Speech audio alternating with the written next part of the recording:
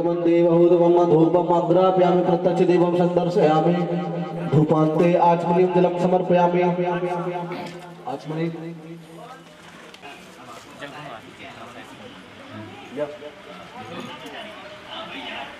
तांबूलम ओम चतुर्खेण देवा जनोतम संतोष सीधा जंग्रे गुणवसारतवि तांबूलम समर्पयामि तांबूलांते करुदत्तनाथे चंदनम दोनों हाथ की अनाम उंगली में चंदन लगा दे हां 5 बोले एक कसित को ओम जादतंज प्रादानंद पूता जात दक्षिणात तदेव वैस करुणासुर देवे गुणो दत्तता कृतायाः पूजया सा गुणाते दक्षिणाम राष्ट्र मुद्राम समर्पयामि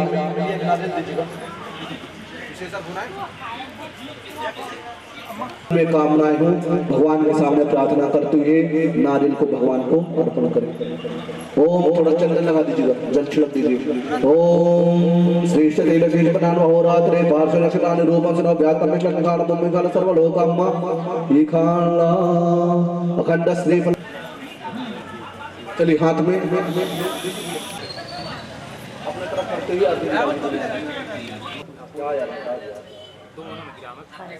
सफलोष्ट वरदोष्ट वर्गम दत्तम नमः भोले विनाशनाय नमः। जल को नेत्रों से लगा लीजिए, हाथ में अक्षत और पुष्प लेकर के भगवान से प्रार्थना करें। आंख में हाथ लीजिए।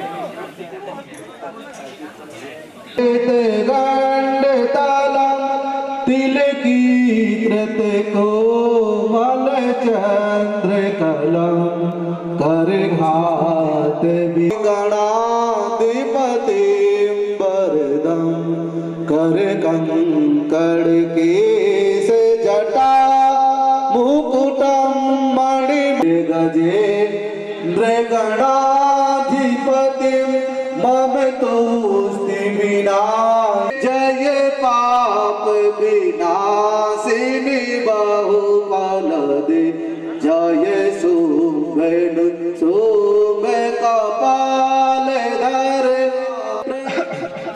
जय पावक भूषित वक्र मरे जय भैरव दे नीलीन परे जय अंधक दैत्य विशोष करे जय भगवती देवी नमो नमस्ते स्फटिका प्रभाय सुश्वेतहाराय सुमंगलाय सुपास हस्ताय जशासनाय जलाधिनाथाय नमो नमस्ते देवी प्रपन्नार्ति हरे प्रसीद प्रसीद माता जगतोऽखिलस्य प्रसीद विश्वेश्वरि पाहि विश्व त्वमेश्वरी देवी चराचरस्य।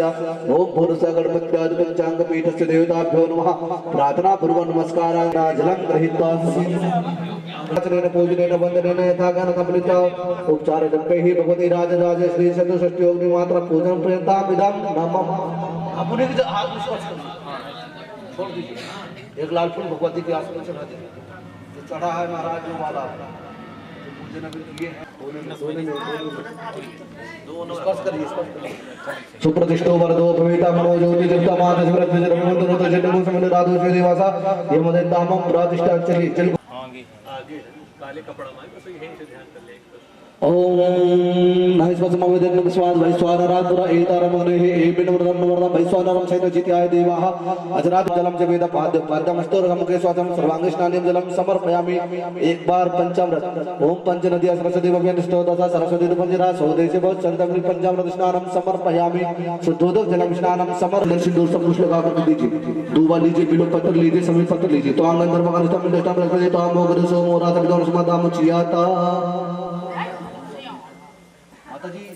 इनको सब जगह चढ़ाना है गुरुवा बिलपत्र, थोड़ा ध्यान दीजिए। चढ़ाते जाइए, चढ़ा दीजिए।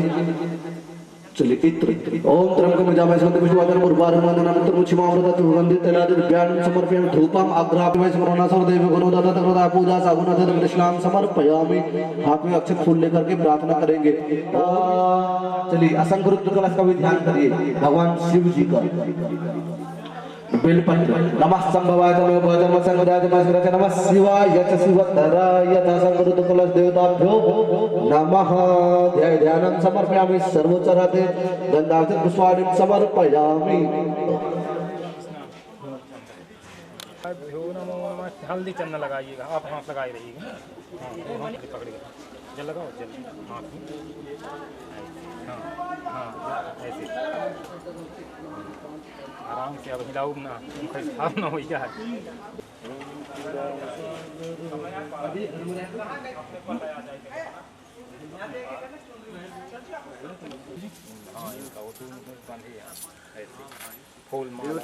पश्च महायोगी देवता नमः स्वाहा ईश्वराय नित्यमेव नमो नमः। सपूज्य नमस्कार सर्वोच्चाराधक गणेश पुष्पाणि समर्पयामि। उसमें जल छिड़क करके चंदन लगा दीजिए। है कि नहीं है? ये वाला सबसे नीचे वाली है लेकिन करोमि यद्यत् सकलं परस्मै नारायणायेति समर्पये। राधा रानी सरकार की जय, श्री हनुमान जी महाराज की जय, श्री पुराण पुरुषोत्तम भगवान की जय। जय जय श्री राधे। अपने आसन में सीधा शिवा करके प्रणाम करो।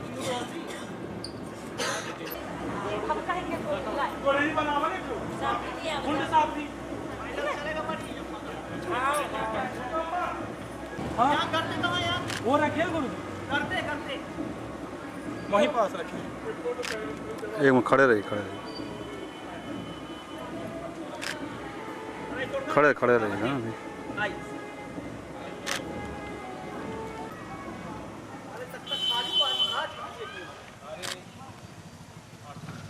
चलिए संगीत वालों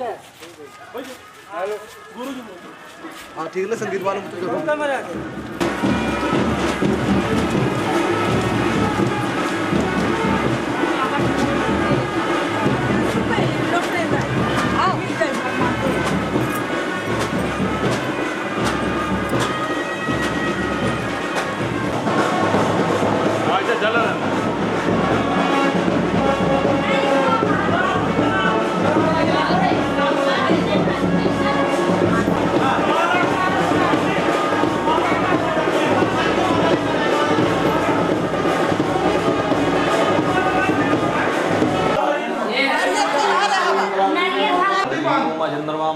सामने तो रोशनी आन दो, थोड़ी सी आ जा बस।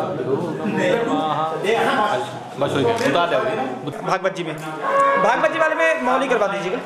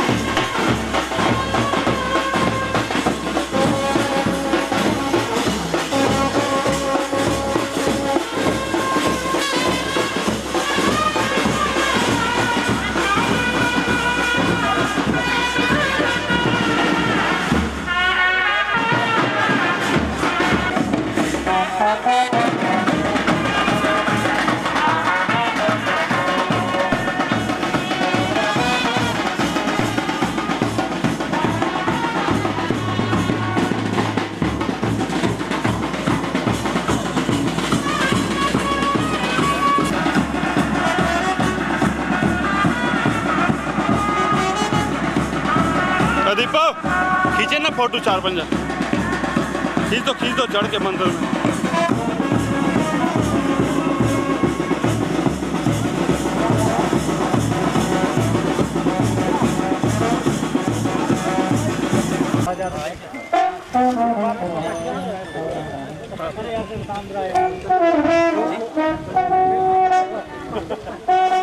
छोट मामा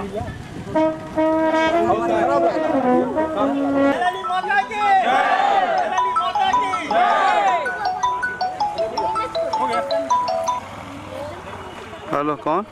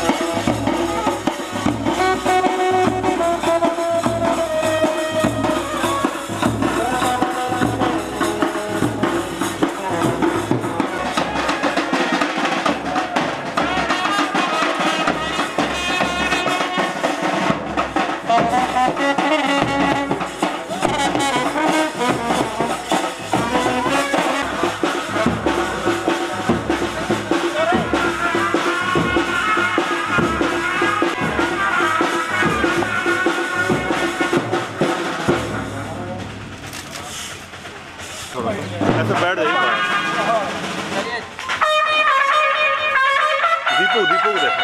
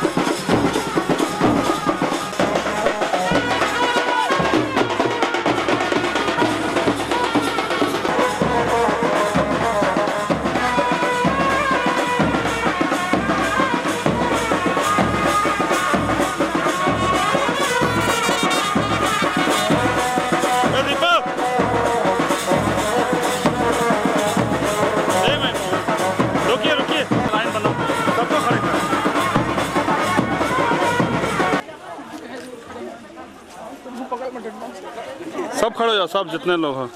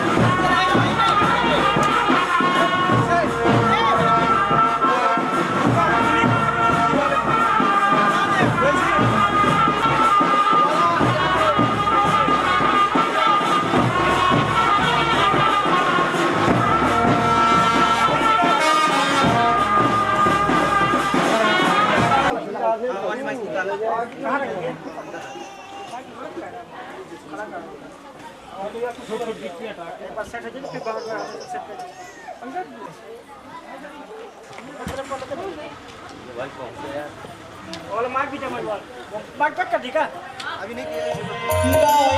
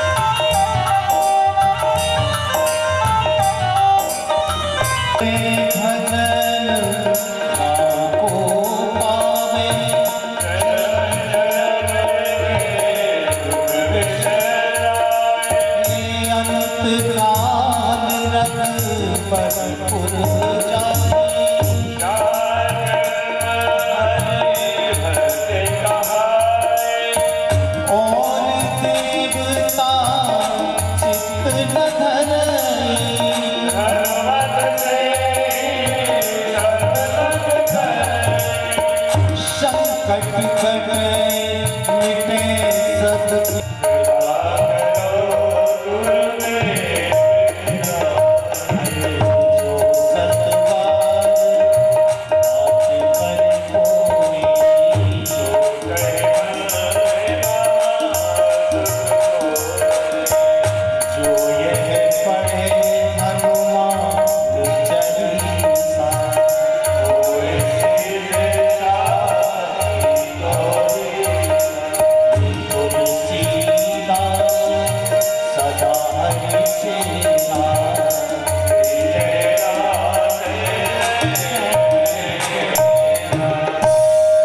उमापति महादेव जी की जय, रमापति रामचंद्र जी की जय।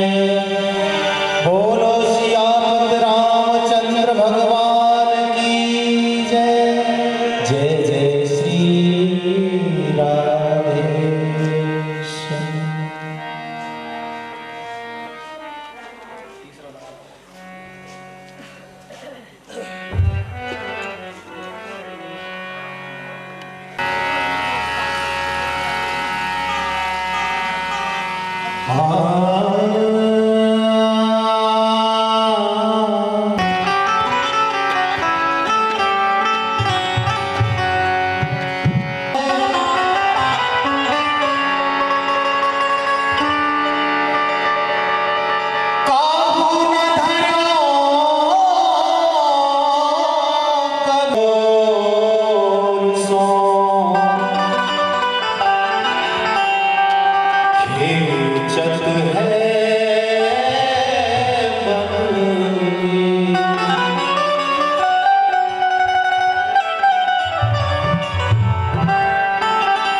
रसिया ऐसी बांसुरी बजाते, रसिया बांसुरी बजाते, रसिया ऐसी बांसुरी बजाते, रसिया ऐसी बांसुरी बजाते, ऐसी बांसुरी बजाते, मीठी तान सुनाते,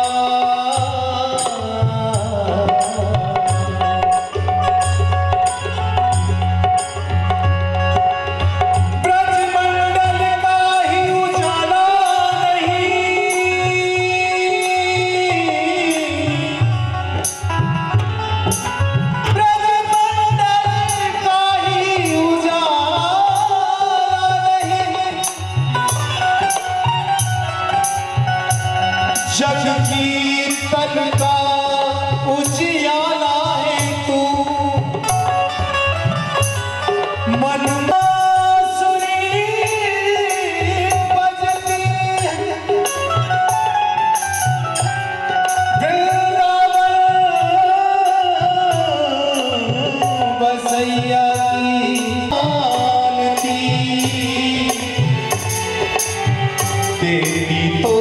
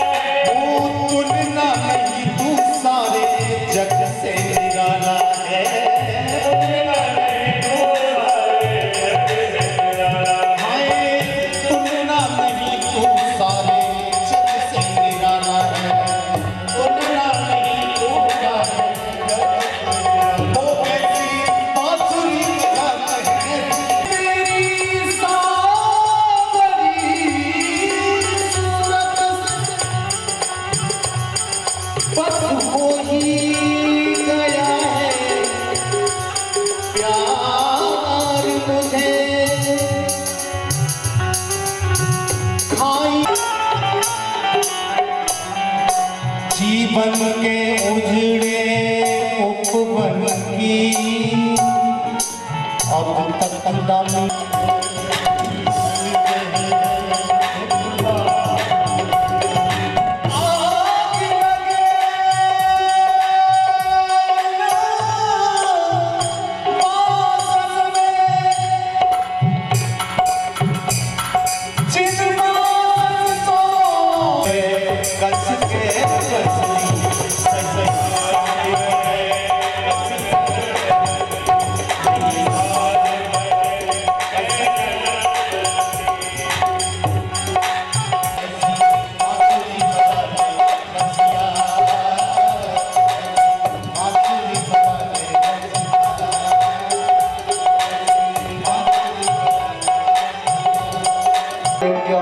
जले ज्वाला ज्वाला पर्वतमस्तके त्रैलोक्य व्यापिनी ज्वाला ज्वाला देवी नमोस्तुते ओम इदगम हविः प्रजानां मे अष्टदशवीरकं सर्वगणकं सृष्टये आत्मसने प्रजासने पशुसने लोकसन्नभयसने गृहे प्रजा बहुलां मे करोत्तन्नं पयोरेतो अस्मासु दत्ता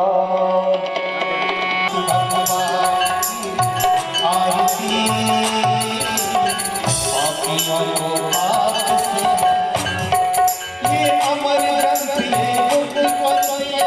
पंचम वेद निराला ये अमर नव ज्योति जगाने वाला नव ज्योति जगाने वाला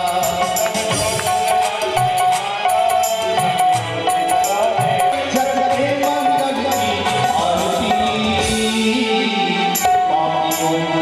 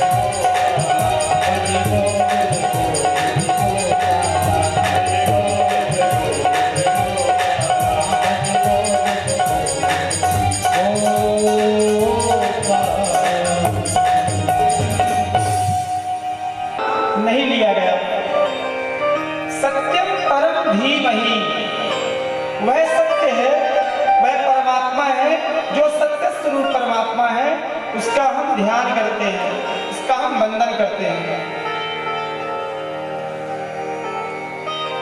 और बताया कि वो परमात्मा पूरी दुनिया को एक क्षण में बना देता है। सब कुछ वो एक क्षण में बनाने का प्रयास करता है, बल्कि बना ही देता है। धर्म अनुसार सत्य समाना, आगम निगम पुराण बखाना। ऋषियों ने पूछा महाराज कैसे बनाते हैं? बनाने की कुछ विधि तो होगी महाराज। सूत जी बोलते हैं ऋषियों, जन्माद्यस्य यतोन्वया वितरतश्चार्थे स्वभिज्ञा स्वराट।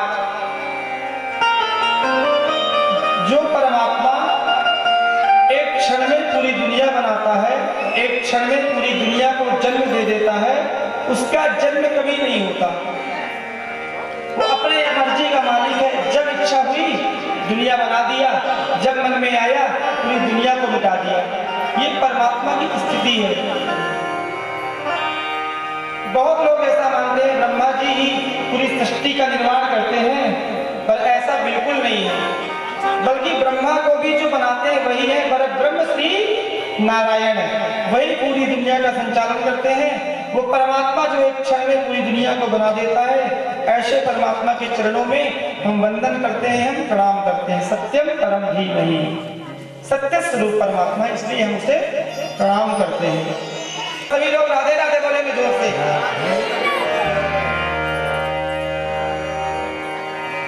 सूत जी कहते हैं ऋषियों, परम धर्म है भागवत की कथा। ऐसी कथा जो जीवन में एक बार आ जाए ना, पूरी दुनिया पूरा संसार एकदम फीका लगने लग जाता है। कथा एक बार हमारे जीवन में आ जाए, समस्त कष्टों की निवृत्ति कर देती है। और सूत जी महाराज ने भागवत की व्याख्या, भागवत के महत्व के बारे में बताने के बाद श्रीमद् भागवत की और अद्भुत महिमा बताने लग गए। इसकी पूछे महाराज भागवत होती कैसे, भागवत करती क्या है? सूत जी कहते हैं शिवदम शिव कल्याणम ददाति इति शिवदम, जो कल्याण करने वाली है, जो हमेशा हर क्षण जीव का कल्याण करे, वही श्रीमद् भागवत है। बोले महाराज ठीक है, मान ली आपकी बात, पर ये है कैसी? कल्याण तो कर दी, पर इसका श्रवण की विधि क्या है, कैसे श्रवण किया जाए? निगम कल्पतरोर गलितम फलम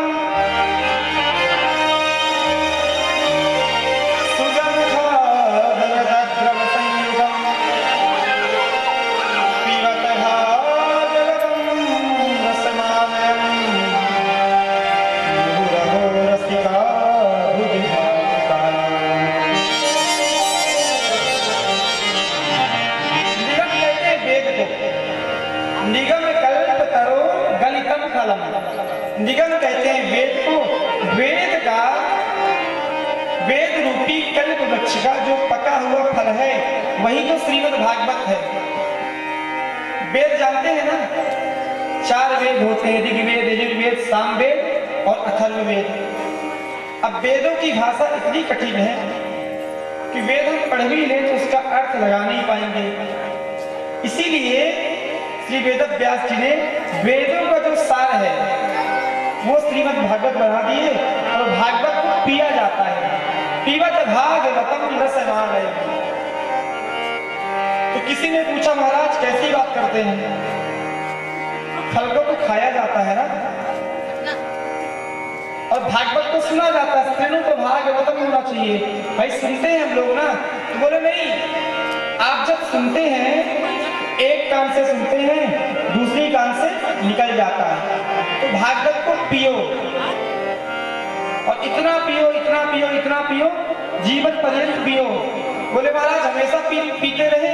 बोले बिल्कुल, हमेशा पीते ही रहो, और जब मृत्यु हो जाए और फिर जन्म हो फिर पियो, फिर मृत्यु हो जाए फिर जन्म हो फिर पियो, और इसके बाद आपकी मुक्ति हो जाएगी। पिबत भागवतम रसमालयम् मुहुरहो रसिका भुजभावुकाः। जो एक बार भगवान की कथा सुन लेते हैं, जो कन्हैया के चरणों में चले जाते हैं, जो भगवान के भजन में आ जाते हैं, उनका जीवन निश्चय ही अच्छा हो जाता है। एक बार राधे राधे बोलेंगे, राधे राधे। अद्भुत है। उसकी महिमा ये है जो एक बार कन्हैया की कथा सुन लेते हैं, जो एक बार कन्हैया की कथा श्रवण कर लेते हैं, समझ लेते हैं, उसके जीवन में समस्त कठिनाई, समस्त पाप, समस्त ताप अपने आप चले जाते हैं। ये भगवान की बड़ी महिमा है, भगवान की अद्भुत महिमा है। और भगवान से ज्यादा भगवान के कथा की महिमा है। क्यों? क्योंकि जो कथा है ना, वो हमारे जीवन की व्यथा,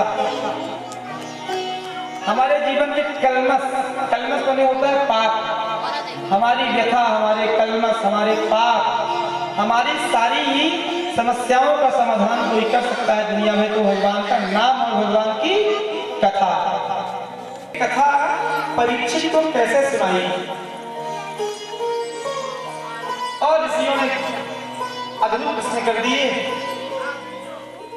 सूत जी महाराज ने प्रश्नों का जवाब देना शुरू किया। पहला प्रश्न ये कर दिया, महाराज मनुष्य का परम धर्म क्या है, मनुष्य का धर्म है क्या?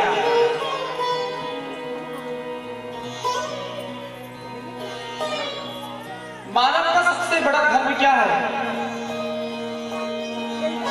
दूसरा प्रश्न ये है, महाराज 10 अवतार हुए, कोई कहते हैं 24 अवतार हुए हैं, कोई कहते हैं हम जब मंदिर में जाते हैं, कोई कहते हैं दुर्गा जी बड़ी हैं, कोई कहते हैं शंकर जी बड़े हैं, कोई कहते हैं। प्रारंभ कर दिया, बोले एक बार भगवान श्री शंकर जी महाराज कैलाश पर्वत पर बैठे हुए थे। कैलाश में बैठे बैठे बोले बाबा भगवान श्री राम का ध्यान कर रहे थे।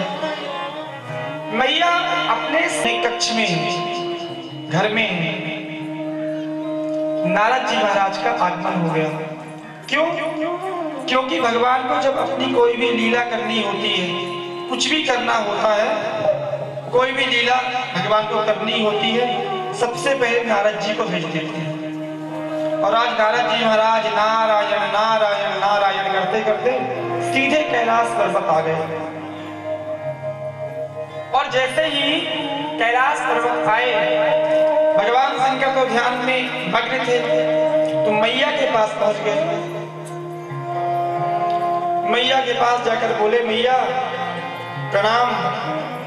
और मैया ने भी नारद जी को प्रणाम किया, क्योंकि मैया पार्वती नारद जी को मानती अपना गुरु, क्योंकि नारद जी ने ही मैया का विवाह भगवान शंकर से करवाया था।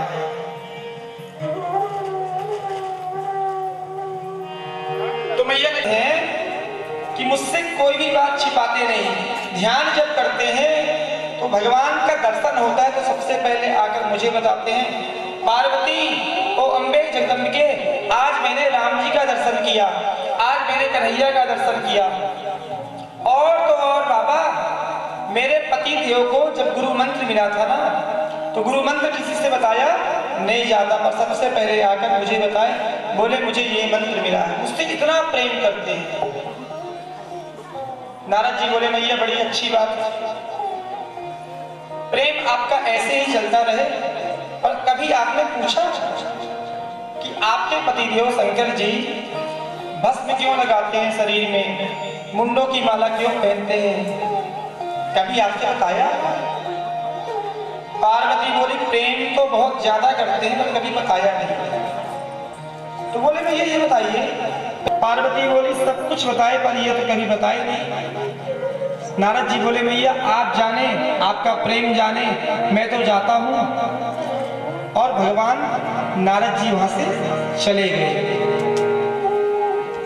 अब जैसे ही भोले बाबा आए, भोले बाबा का जैसे ही आगमन हुआ, मैया ने एकदम पुराने मैले वस्त्र धारण कर लिए। क्यों? क्योंकि मैया भगवान पे गुस्सा हो गई ना। और जैसे ही मैया को घर में पाई नहीं, अरे पार्वती, पार्वती जी कहाँ हैं आप? मैया ने कोई जवाब दिया नहीं ना। भोले बाबा जान गए कि कुछ तो गड़बड़ हुआ है। नारद जी मेरे घर में आए और कुछ गड़बड़ होना, ऐसा हो नहीं सकता। पहुंच गए, बोली क्या हुआ देवी, क्यों नाराज हो गई आप आपसे? मुझसे कोई गलती हो गई देवी? मैया बोली आप तो, मैं आपसे इतना प्रेम करती हूँ, तो आपने मुझसे इतनी बड़ी बात छिपाई? नारद जी बोले देवी मैंने आपसे कोई बात छिपाई नहीं। तो मैया कहती है बताइए आप मुझसे प्रेम कितना करते हैं? शंकर जी बोले इतना प्रेम करता हूं कि संसार में कोई भी व्यक्ति अपनी पत्नी से इतना प्रेम नहीं करता होगा जितना मैं आपसे करता हूं। तो मैया बोली फिर ये बताइए आपने मुझसे ये बात क्यों छिपाई? शंकर जी बोले क्या? मैया बोली आप ये जो मुंडों की माला पहने हैं, भस्म पहने हैं, 24 घंटे अपने शरीर से लगाए बोलते हैं, ये किसके हैं आपने मुझे क्यों नहीं बताया? शंकर जी बोले आपने कभी पूछा नहीं तो हमने कभी बताया नहीं। मैया बोली ये बताइए ये किसके माला है, मुंडों की माला, ये किसके शरीर की भस्म है? शंकर जी बोले देवी मैं आपसे कितना प्रेम करता हूँ इसका यदि कोई प्रमाण है तो ये मुंडों की माला है, ये भस्म है। पार्वती बोली कैसे? बोले जब जब आप अपना शरीर त्याग देती हैं, जब जब आप मृत्यु को प्राप्त हो जाती हैं, तब तब आपके चिता की भस्म को मैं अपने शरीरों पे लगा लेता हूँ, आपके मुंडों की माला धारण कर लेता हूँ, आपसे इतना प्रेम करता हूँ कि आपके मरने के बाद भी मैं आपकी चिता की भस्म को लगा लेता हूँ और आप कहते हैं मैं आपसे प्रेम नहीं करता। देवी मैं आपसे बहुत बहुत बहुत बहुत ज्यादा प्रेम करता हूँ। पार्वती बोली फिर तो आपके साथ आज से 20-25 वर्ष पहले हुआ था, आप तपस्या में बैठ गए, इसलिए मैं आपकी सेवा करती रही। करदम बोले देवी आपको अपने पिता के घर चले जाना चाहिए था, इतना कष्ट उठाई आप मेरे लिए। तो देवाहुति कहती है मैंने सुना है आज आपसे बहुत प्रसन्न हूं मैं, कुछ वरदान मांगो ना देवी। बोले बस पतिदेव आपके साथ रहूं यही मुझे वरदान चाहिए, बस कुछ चाहिए नहीं, आपका साथ मिला रहे, आपके साथ रहूंगी, जीवन पर्यंत आपकी सेवा करूंगी। तो करदम ने अपनी पत्नी का हाथ पकड़ा और हाथ पकड़ के एक सरोवर में गए। जैसे ही स्नान किया देवाहुति हो गई 16 वर्ष की और करदम जी हो गए 21 वर्ष के। बड़ा सा महल बन गया और वो महल कैसा था? वो महल होता था, महल ही विमान था, विमान ही महल। एक कन्यादान करने से, एक बेटी का विवाह करके कन्यादान करने से अश्वमेध यज्ञ का फल मिल जाता है, अश्वमेध यज्ञ। तो करदम कहते हैं 9 यज्ञ तो मेरे पक्के हैं, 3 दान महत्वपूर्ण है ना जीवन में, गोदान, कन्यादान, भूमिदान तथैव च एते दानं प्रमुख्यस्य मनोजस्यं न संशयः। पहला है कन्यादान। जिस मनुष्य ने, जिस मानव ने, जिस व्यक्ति ने, जिस गृहस्थी ने अपने जीवन में कन्यादान नहीं किया उसका तीर्थ, धर्म, पूजा पाठ सब बेकार। कन्यादान बहुत जरूरी है। खुद की कन्या ना हो किसी दूसरे की करो, पर कन्यादान करना चाहिए। एक दूसरा दान पता है क्या? भूमि दान।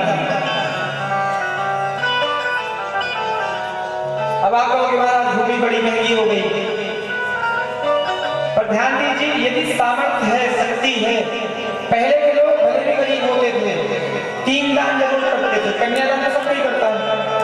फिर है भूमि दान, फिर है स्वर्ण दान, सोने का दान, कन्यादान, भूमि दान, गोदान तथैव च। वैसे 10 महादान होते हैं पर 3 तो करना चाहिए। अब आप बोलोगे भूमि महाराज दे कैसे?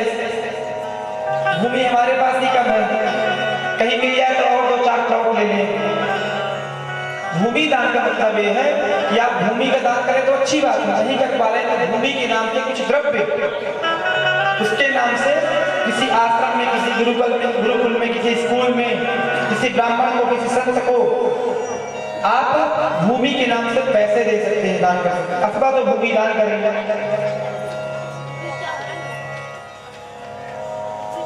तो करदम जी कहते हैं कि मेरे 9 यज्ञ तो कंफर्म हो गए। 9 कन्या मतलब 9 यज्ञ।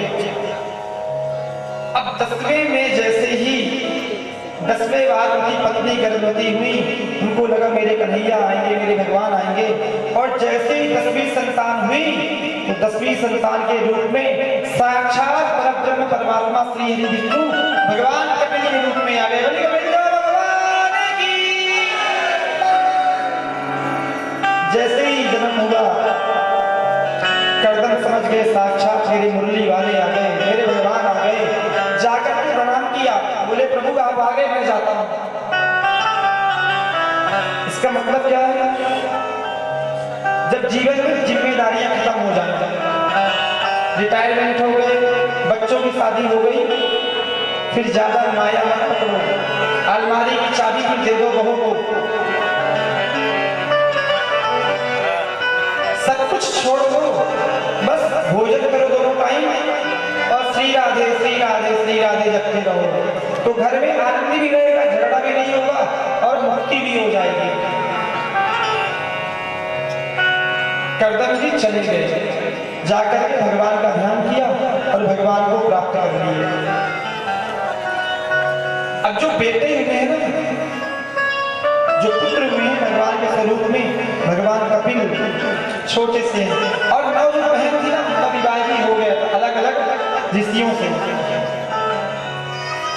आज मैया ने अपने छोटे से बालक को स्नान कराया, चंदन लगाया, पुष्प पहनाई, ब्यास गद्दी बनाई छोटी सी और अपने बेटे को बैठा दिया। बोले मैया आप ये क्या करती हैं, मैं तो आपका बेटा हूं। बेटा ऊपर बैठे और मां नीचे। तो मैया कहती है मैं आज जान गई हूं, मुझे पता चल गया है कि आप बेटे तो बनकर आए हैं और इस दुनिया के परमपिता तो आप ही हैं। आज आपसे कुछ पूछने का मन होता है प्रभु, कुछ बताएंगे मुझे? मैं आपसे कुछ जानना चाहती हूँ, क्योंकि आप ही साक्षात परब्रह्म परमात्मा हैं। भगवान कपिल बोले मैया जो आदेश आपका। वैसे आप सब कुछ जानती हैं मैया, फिर भी जो पूछेंगी मैं बताने का प्रयास करूंगा। निर्विघ्नानि तरां भूमिं न संदिग्ध्रिय विग्रह। हे प्रभु मुझे ये बताइए, निर्विघ्नानि तरां भूमिं न संदिग्ध्रिय विग्रह। मेरी जो इंद्रियां हैं, हमारी जो इंद्रियां होती है, पंच ज्ञानेंद्रियां और पंच कर्मेंद्रियां, तो मेरी जो इंद्रियां हैं अपनी अपनी ओर खींचती हैं मुझे। जीभ कहती है अच्छा भोजन करो, अच्छा स्वाद लो, आंखें कहती हैं अच्छे अच्छे दृश्य देखो, कान कहते हैं अच्छा वाला गाना सुनो, अच्छा वाला सॉन्ग सुनो। मेरी इंद्रियां अपने अपने ओर मुझे खींचती हैं। आप ये बताइए प्रभु, इंद्रियों को बस में करने का उपाय क्या है? ऐसा कोई उपाय बताइए कि आप में मन लग जाए। भगवान कपिल कहते हैं भैया आपको प्रणाम है, आपके चरणों में प्रणाम है। वैसे आप सब कुछ जानती हैं, फिर भी मैं आपको बताता हूं। भैया इंद्रियां जो है ना, इंद्रियों को संयम से अपने बस में किया जा सकता है। आंख जो देखे वो मत दिखाओ, बल्कि जो हम देखना चाहें हमारी आंख वो देखे। जीभ जो चाहे मत खिलाओ। अब शुगर वाला व्यक्ति, किसी का शुगर हो, किसी को तो ज्यादा मीठा खा ले मिठाई तो सब गड़बड़ हो जाएगा ना।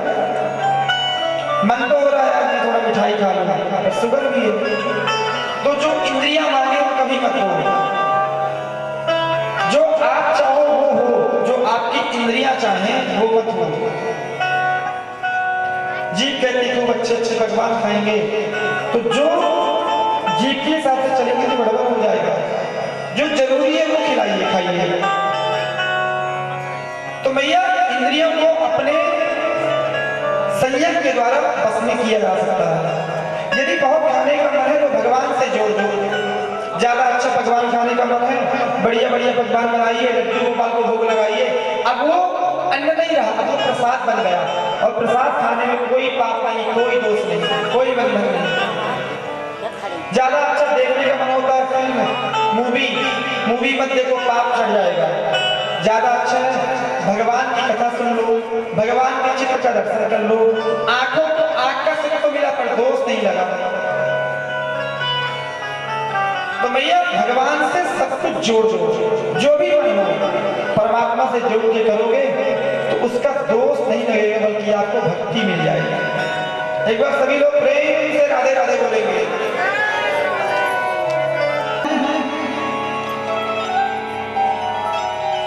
बंधे हुए हैं सब कोई हर व्यक्ति कहीं ना कहीं बंधा हुआ है माया में, कि आत्मा का होता है। भगवान कबीर कहते हैं भैया आत्मा का कोई बंधन नहीं होता, आत्मा तो स्वयं परमात्मा है। मन भी अपने आप में बड़ा चंचल है, शरीर का भी बंधन नहीं हो सकता क्योंकि शरीर मरने के बाद तो चला ही जाता है। सबसे ज्यादा बंधन होता है हमारे मन का। देखिए हमको आपको किसी को यहाँ से दिल्ली जाना हो तो 12 घंटे कम से कम ट्रेन, फ्लाइट में जाएंगे तो लगभग 1.5 घंटे लग जाएंगे, 1.5-2 घंटे। पर मन को दिल्ली पहुंचने में 1 सेकंड लगता है। आपका मेरा जो बंधन है ना वो मन का है। मन को परमात्मा से जोड़ दो, मन को मुरली वाले से जोड़ दो तो सब कुछ बढ़िया हो जाएगा। इसलिए तो भगवान कृष्ण कहते हैं कि मुझे अपना मन दे दो, मेरे को नमन करो, मुझे केवल मन दे दो। सुमन और नमन भगवान को बहुत ज्यादा प्रिय है। सुमन और नमन, सुमन मतलब होता है अपने सुंदर मन को परमात्मा को दो, और नमन मतलब होता है भगवान के सामने झुक जाओ, प्रणाम कर लो। क्या मेरा मन है ही नहीं, तो जो जीव जो भक्त मुझे मन देता है उसकी इच्छाएं मैं पूर्ण कर देता हूँ। एक बार सभी लोग प्रेम से राधे आगे ही आगे के चरणों में एक भजन के माध्यम से श्री बांके बिहारी लाल की जय।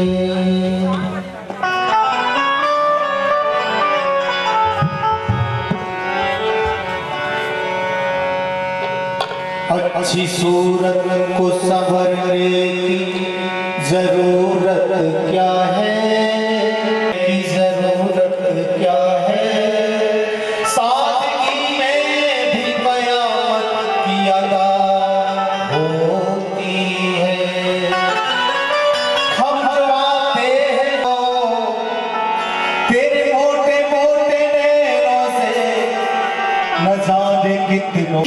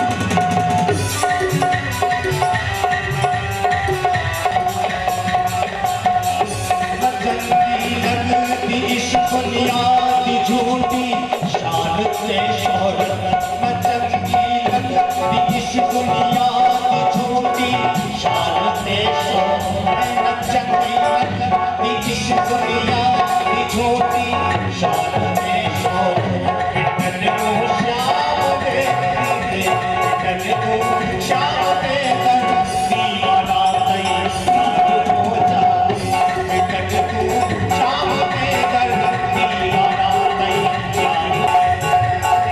सावरी सूरज भवन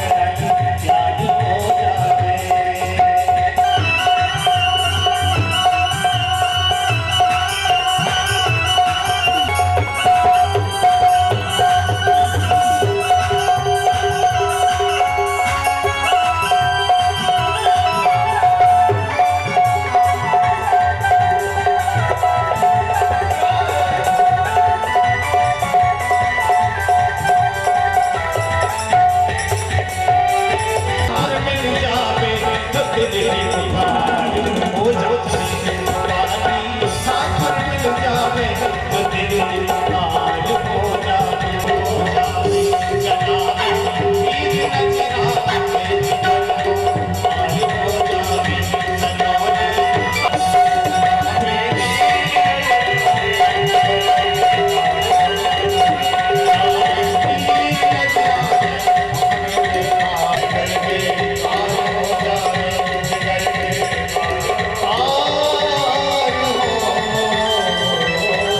बिहारी लाल की